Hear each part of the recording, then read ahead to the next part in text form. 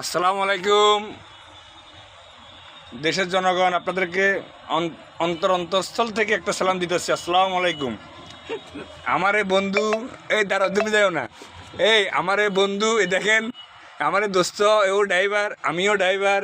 তো উনি BNP supporter, আর আমি আওয়ামী লীগকে ভালোবাসি ও উন্নয়নের কারণে। আর আওয়ামী লীগ যে উন্নয়নগুলো করছে তার কারণে আমি আওয়ামী লীগ ভালোবাসি। এখন আমার বন্ধুর কথা হচ্ছে তাই যে আমার বন্ধুর কথা হচ্ছে তাই নাই আওয়ামী লীগ খারাপ, তো আমার কথা যাবে না এখন না দোস্ত, তুমি বলি যাও আর তোমাদের বিএমপি লোকেরা কি উন্নয়ন করছে তুমি কথাটা বলে যাও। বন্ধু যাইও না বন্ধু, প্লিজ। যে আমার বন্ধু দেখছেন নি, এখন আমি যখন কথাগুলো বলছি আমার বন্ধু চলে যেতেছে। তো এভাবে দেশটা মানে সবাই এভাবে মানে সত্যি কথা বলবেলা যাবেন, এভাবে মানে ওরা ফালাই দেবো গুণ, ভালো কথা বলবেলা যাবেন ওরা ফালাই দেবো গুণ, মানে সুন্দরভাবে কথাটা শোনার মতো কোনো মানুষ পাইবেন না। এই যে আমার বন্ধু ওই চলে গেছে, এই যাই আমি দেখে দিচ্ছি, উনি ওখান থেকে চলে গেছে গুণ। এই যে দেখেন, তো সেটা বড় কথা না। ও আওয়ামী লীগ করে, আমি আওয়ামী লীগ করি, ও বিএনপি করে, সেটা বড় কথা না। বড় কথা হচ্ছে যে আমাদের দেশের যে নৈরাজ্যতা সৃষ্টি হচ্ছে, আমাদের দেশের বড় বড় যারা দায়িত্ববান লোকেরা, তারা কিন্তু এগুলোর দিকে একটু কেয়ার করে নাই। ওরা মনে করছিল যে আজীবন ওরা থাকবে, ওরা যা থাকবে, ওরা আছে থাকবে, ঠিক আছে থাকো, সমস্যা নাই। জনগণ তো ওইটার জন্য গরম হয় নাই, ওইটার জন্য রাখা হয় নাই। জনগণ ক্ষিপ্ত হয়ে গেছে কেন?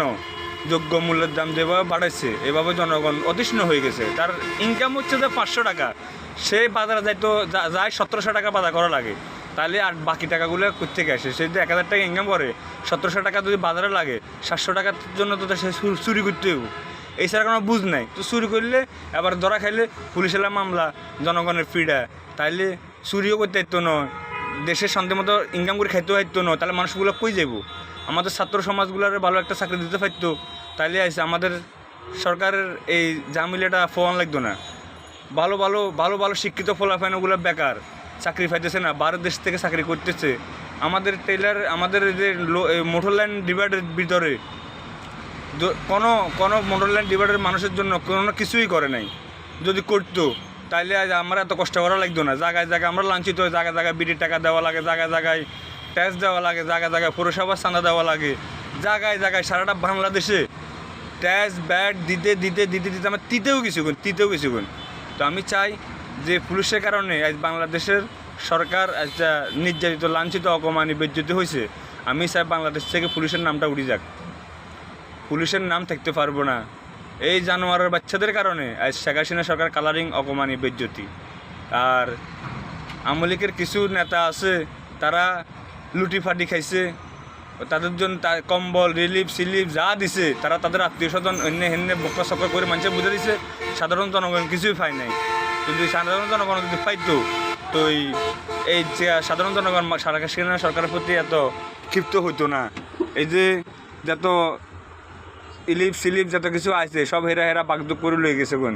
আমরা যদি সেতাম যদি যাই, কবদিন কি শেষ হয়ে গেছে? নাই, কন দেখাইব? আরও 10 কান দিছে, আরও 5 কান দিছে, আরও 2 দিছে, নাই গেছো গুণ। অমুক নেতা লোক গেছে, অমুক নেতার লোক গেছে, কেন নিব? এটা 10 জনের হক, 10 জনকে আমরা বাকবন্টন করে দিবেন।